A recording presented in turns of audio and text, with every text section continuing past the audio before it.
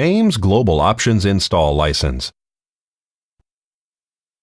Before you can configure and use any of the products within the Avateer Identity Management Suite, or AIMS, you need to license the software. You can license the software online if the AIMS server has access to the Internet and is allowed to initiate a connection to the Avateer license server on port 443. To license your AIMS product, start at the AIMS Configuration User Interface and select License Status under Options.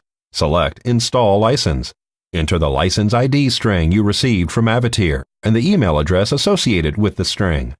This information was sent to you or someone in your organization via an email communication from sales@avateer.com. Once the string and email address are entered, select Get License. A connection is initiated to the Avateer license server to retrieve the license file and apply it to your installation. After the license is applied, you return to the license status screen.